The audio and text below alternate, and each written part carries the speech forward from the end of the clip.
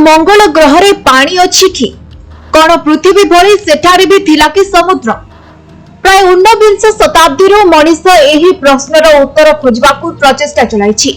आउ समय गड़िबा सह एमिति अनेक प्रमाण सामना को आसीछि जहां ए सब प्रश्नर उत्तर हरि दैछि। एभली एक बड़ प्रमाण एबे सामना को आसीछि। एक नूतन गवेषणारू जना पड़िछि जे प्राय 3.6 बिलियन वर्ष पूर्वे मंगल रे समुद्र थिला जहार ढेउ तटरे आसी माड़ हेउथिला। मंगल ग्रह को पठा जाइतिबा चीन रो एक अनुसंधानकारी रोबोट सेठारे किछि तथ्य जमा करिथिला जहाको विश्लेषण करिबा द्वारा एही खबर एबे सामना को आसीछि। सूचना अनुसार चीन मंगल ग्रह को जुरोंग नामक एक rover पठाइतिला।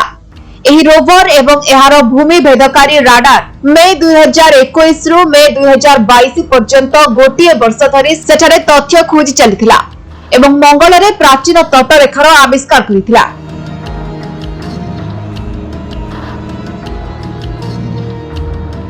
एथिपाई Zhurong रोबोटटी ground penetrating radar नामक टेक्निक रा व्यवहार करिथिला जहां भूमिर 100 मीटर तलकु जाई जांच करुथिला। एने जने भू विज्ञानी कहिसंती जे आमे मंगल ग्रह रे एपरि स्थान खोजुछु जहां प्राचीन बेलाभूमि एवं प्राचीन नदी डेल्टा परि देखा जाउथिला। मंगल रे पवन ढेउ एवं बालीर कोनोसी अभाव नथिबा आमे प्रमाण पाइछु।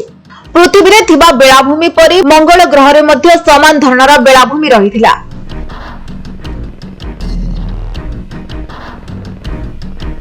किंतु अन्य वैज्ञानिकों कहवा मुताबक आम अनुमान ठारू लक्ष लक्ष वर्ष पर्यंत सेठाकर परिवेश अत्यधिक गरम एवं आर्द्र थिला जेउथिरु एहा स्पष्ट होइछि जे एकदा मंगल ग्रहर परिवेश अधिक उष्ण थिला।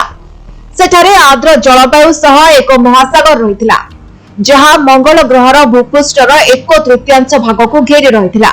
हेले क्रमे एहा पोती होई जायथिला।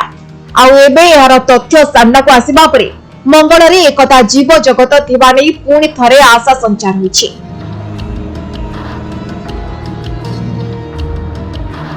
ब्यूरो रिपोर्ट समय लाइव।